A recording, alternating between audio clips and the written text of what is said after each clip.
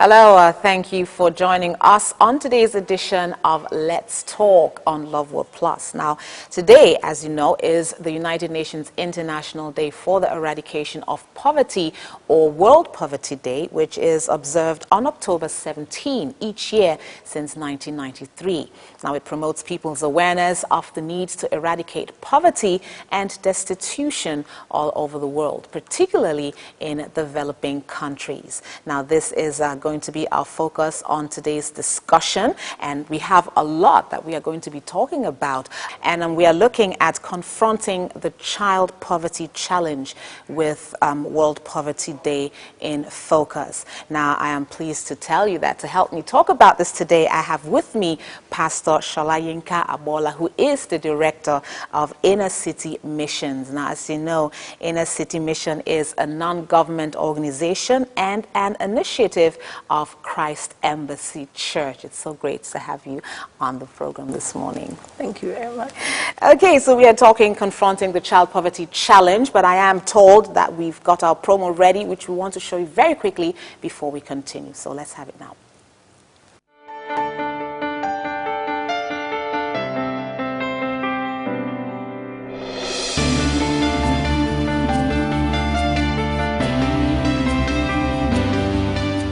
Based on enrollment data, 75 million children are out of school, and nearly 1 billion children enter the 21st century unable to read or sign their names.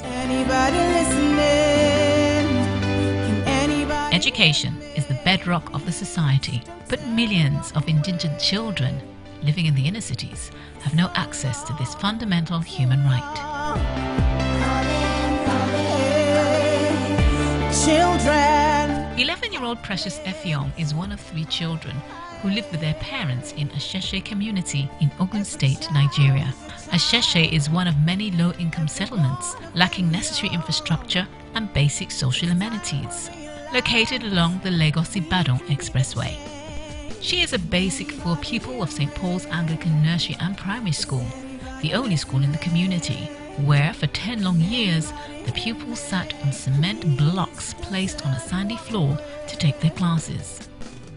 We have blocks, children sitting on blocks, bare floor, and they were actually reading and taking notes, and they were bending and stooping. It was really, really horrible.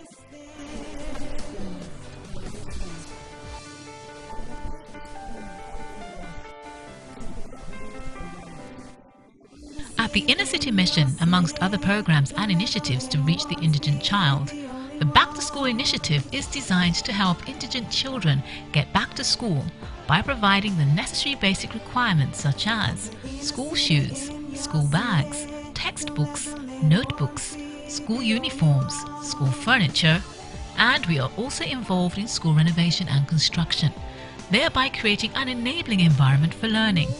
Under the Back to School initiative, the Inner City Mission of Christ Embassy, supported by Refuge Home Savings and Loans Limited, donated classroom furniture to the school.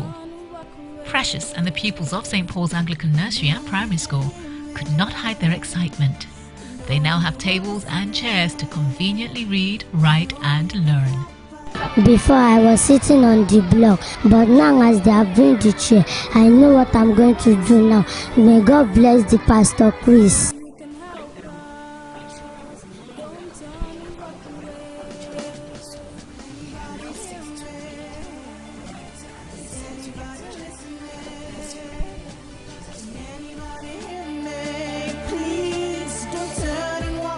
The donation of classroom furniture increased the influx of children into the school, until their 1 block of 2 classrooms was overcrowded and therefore grossly inadequate for learning.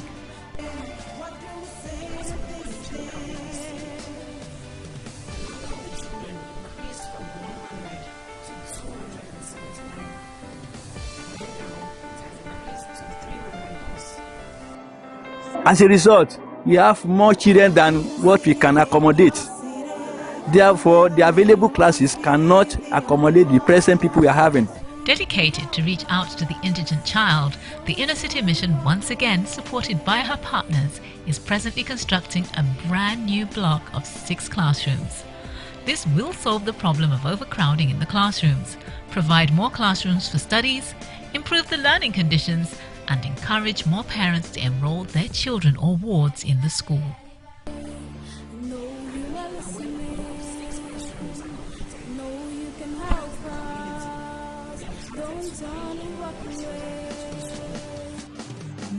But there are still many more children who need your help. To support the Inner City Mission Back to School initiative, visit the Inner City Mission charity shop and purchase educational materials and resources needed, such as books, uniforms, school furniture, school bags, stationery, and much more. For more information, use the following details now showing on your screen or log on to www.theinnercitymission.org. Remember, every child is your child. We had been talking about World Poverty Day, and I had been talking with my guests here, and I did ask about awareness that has been created so far within Africa as regards to poverty and eradicating it. And I did ask you what your view is or your observations have been as regards that. Thank you. Now, I said I'm not going to focus so much on awareness as much as I would on the individual person taking ownership. Okay, information is out there. Yeah. Are you living conscious of the fact that you have a responsibility to eradicate poverty? You know, the individual person, the family, the church group, the organization, the bank, you know, the corporation. Have we taken ownership? Or are we saying government should do something? The stand we have, you know, most of the time is the government is responsible for eradicating poverty. So set the policies in place, have a political will to put it in motion, you know. But the Bible says the poor you will always have with you. That means if we all don't do something, we are not going to be very close, no matter whether you have a Child Rights Convention, MDGs, all those things. What we need today is the International Day for the Eradication of Poverty. It's a clarion call to that person out there to, hey, remember, every child is your child. Do something. That's our call. Okay. That's why we're saying what we're saying. Let each person get up and take action. All right, everyone should take action. Now, probably we have statistics of poverty going on in different parts of the world, really. But what are the indices that we can identify with? You know, the indices of child poverty as we see them around us in our environment? Now, the statistics, there's a lot of statistics. Yeah. And they're not very nice. I mean, when you start reading out the statistics, when you read some of the statistics, you're like, by the time they tell you that in sub-Saharan Africa, over 83% of children live in poverty. In sub-Saharan Africa alone. By the time you hear that so many live below the poverty line, when you want to look across, it's a real serious issue. But I want each person to take a look around them. There are indices that you can check. Do they have access to clean water? Is there access to food? Is there access to shelter? Is there access to information? You know, to what extent? By the time you have a community and there's no potable water, the water someone is actually drinking, cooking with, is brown, it's colored. And that's what an entire community lives on. That's poverty.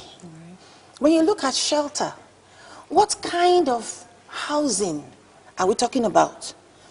Is it made from materials like cardboard, roofing materials, you know? Is it in dilapidated conditions? What kind of shelter? Is it under the bridge? You know, you're talking about shelter. Education. What quality of education? Not just that we have gathered kids somewhere and we're teaching them. What quality of education? The delivery system. Do you understand? Yeah. They are looking at information. The Child Rights Convention has been on forever. Do you understand? The children know. Do those that have custody of the children know? You know, is there information available to them? Healthcare. The average child living in these inner city communities has never had his records taken. You know, he doesn't know his blood group, his genotype, not to talk of being able to access health care when he's in need. When you combine something as basic as diarrhea with poverty, it's a death sentence. Yeah, it is. Do you understand? So these are different things that we can actually look at and know. You can actually measure these things and know. Sanitation facilities. Is it a luxury to have a bathroom, to have good toilets? Is it a luxury? You know, do they have toilets? It's amazing. When you look at, let me tell you an experience we had. We have a family support program. Okay. And this family support program, we actually work to strengthen the family structure by providing food for families that can fend for themselves. Okay. So we have a situation where they come in, they take some kind of lectures, you know, and then we give them food supplies. Now we observe that in the restrooms, they come in quite all right to those restrooms, but they don't know how to use the water closets. Whoa. They don't know how to use them. You know, so they just act like they're somewhere in the bush. Do you understand? Yeah. Just like that. That's poverty. So a child being raised by that woman who doesn't even know what to do. So sanitation facilities, as basic as that is. So when you look at these things, it's easy for you to measure. You can actually determine it for yourself, whether this family is in poverty or this child is in poverty or not. Okay. All right, we're still talking about confronting the child poverty challenge. Now, your organization, the Inner City Mission, has a particular focus on child poverty, as it were. Now, first of all, why is it such a challenge? Is it because the child is probably the most hardest hit when it comes to poverty or not? You know, why is it a major focus in this case? And then when you talk about children, you're talking about something very dear to my heart. Yeah. The children are the future. What kind of future would you have when a child grows up in poverty? Poverty is not a lack of something. Poverty is a mindset. Poverty affects a child's mindset. Poverty affects not just the physical growth. Do you understand? It affects the way a child sees himself, and that affects the way the child sees society, and it affects the future of society. You know, poverty is destructive. You know, that child that is begging on the street at the age of 4, 5, 6, it's devastating. Poverty reduces his humanity. Do you understand? Poverty tells him he can't. Do you get it? So that's why child poverty is so devastating. And if we must save the situation, we must start with the children. We've been doing this now for some years, and we have beautiful stories. Children that we have rescued, you know. We say we want them to forget that they were ever poor. Just, it's not up to a year, just a little over a year. We picked up 2 boys from under the Okpebi Bridge here in Lagos. Now, if you see these 2 boys now, you won't recognize them. They have become so well adjusted in such a short time. Do you understand? So, when you deal with children, you transform them. You know, you transform them. We have a story of a young girl whose father they just didn't find the father. 7 children with a woman who didn't have a job, and suddenly the father goes missing. They don't know till today whether he's dead. They don't know. They don't just have a clue. Now someone comes and says, "Oh, I can help.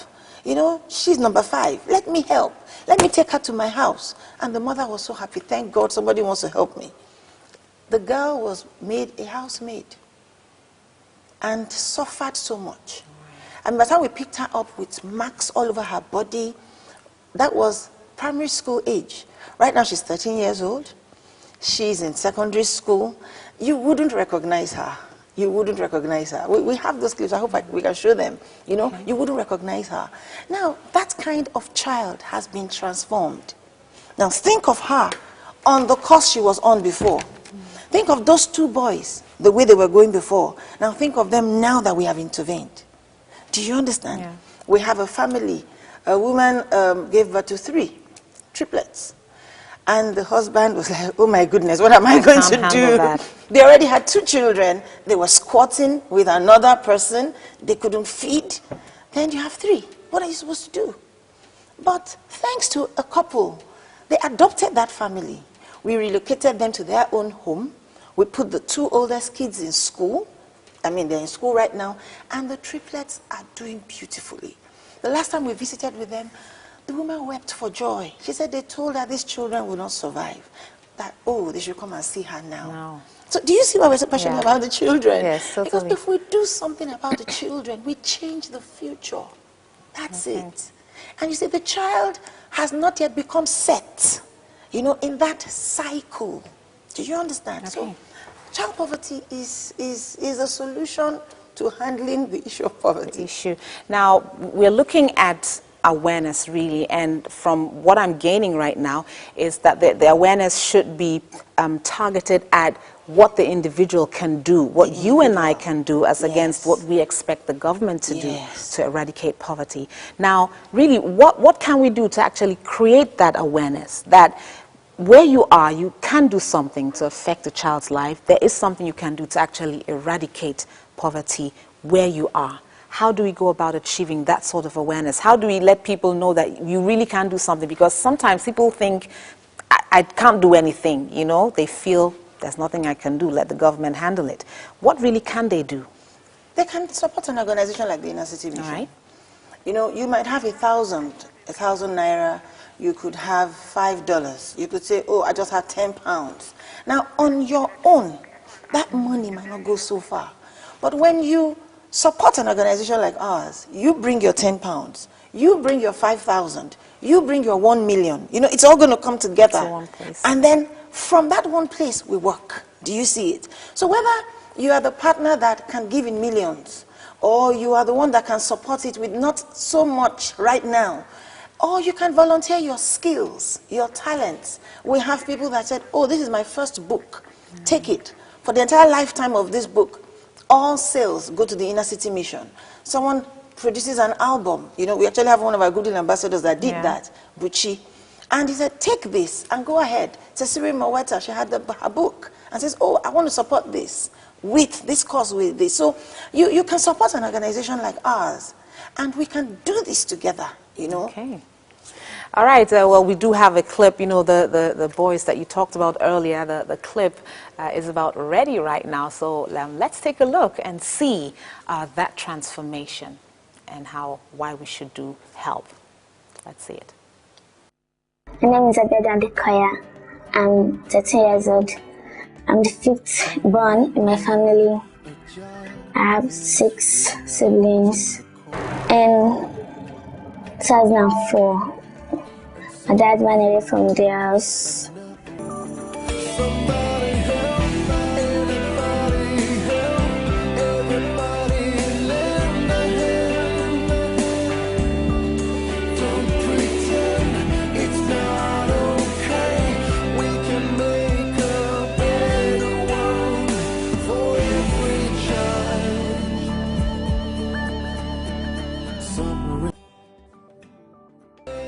I am the future. Don't ignore children. Remember, every child is a child. Whoa, I'm You totally said amazed. unbelievable. I was like, were they the same person? Exactly the same girl. Isn't that amazing? Whoa. And you know, it's so beautiful to behold what you can do or what transformation can happen when you decide to actually step in. That's so fantastic. I'm really, really moved by what I just saw. And we had been talking about people being part of this by either giving towards an organization such as the Inner City Mission. It could be anything. What if someone doesn't have money to give? Is there something else they can do? Your time. Okay. You can volunteer. You know, you can actually go on the streets with us. You can participate in what we do, you know. You can hold fundraisers. We had a group of partners in Colchester in the United Kingdom, and they organized a charity run. So what they did was to go out into their community, into their circle of friends and say, hey, support my charity. I'm going to do this 5-kilometer run to raise funds for my charity. So support it. Let's do this together. And they raised quite a lot of money. And more importantly, awareness. They brought about an awareness. So I'd like to say thank you very much to those partners in the United Kingdom. Colchester, you guys did a great job. We are so glad. Thank you for what you did. You could also hold an online campaign. We have one going on presently by Tesiri Moweta. It's called My Feed a Child campaign. So she's using her network of friends and saying, let's raise money. She wants to raise support to sponsor 2,000 meals, at least for the first phase, according to her. And she's on it. And the response has been tremendous. It's been so beautiful. Now, that is an individual. Do you see it? So she didn't have all the money she wanted to give, but she says, I have friends. I have people who believe in me. So if I tell them I'm doing this, they would support me. So, but, you know, we appreciate, we encourage people to do those fundraisers in conjunction with us so that we can give them the necessary support. So you can organize fundraisers, diverse kinds. It's your birthday. You could say, okay, instead of giving me cakes and cards and gifts on my birthday, let's together sponsor a borehole. You'll be surprised at how much money you can raise from your group of friends. That is the gift you want. You want a borehole so that you can go donate that borehole to a community, and they have clean water. You know, the problem you saw earlier on, there's a block of classrooms. It's a partner. It's being sponsored by an individual. A Not block the government. of 6 classrooms for a school. It's being sponsored by an individual. You saw those chairs. Yes, we did. That was sponsored by Refuge Home Savings and Loans. You know, it's so everyone can do something. You can. There's, I mean, come on. We can all do something. Yes, we can all do something, and we certainly will. And, you know, in conclusion, you know, Pastor told us that every child is your child. You know, could you just, you know, elaborate on that a little? Because you know, sometimes you need to ask your producer for more time. Sometimes people are just disinterested. You know, they're just, fine, I can do it, but why? Sometimes they really don't see the reason why they should actually do it. It's painful. But when you see the transformation and see, you called it an intervention. These might be people that would later on in life wreak havoc and chaos and anarchy on the communities. They will. They will. Every child left unattended now who is growing up in poverty is going to grow up to become a minus. Do you see it? Not just a minus to society. Not a, you know, you're supposed to be a plus. You come loaded, you know, with potentials. But if this is not developed, that child is going to grow up to be a minus. Now, not only will he be a minus, he will be angry. And he's going to let that anger out on society. So when you say every child is your child, it's a philosophy of life. Do you understand? It's not just something nice to say. I told you not to get me started. Okay. Yes, he did warn me about that. But really, I think what we've heard so far is enough to spur us to do something. This is an intervention. This, in fact, is a responsibility, which is our responsibility. Let's stop waiting or looking to the government to do what we really should do. We, in our own individual ways, can do something to eradicate poverty right where we are and make people's lives beautiful, make children's lives beautiful, and really that is what living is all about. Now remember also that the children are the future of the world. You and I, we must see every child as your child. I want to thank you so much, so very much, Pastor Shalayinka Bola. Anytime you come, you inspire us, you know, and you make us all see the reason why this has to be done. She is the director of the Inner City Mission of Christ Embassy. Thank you very much. And I do believe we will have another opportunity to talk about this.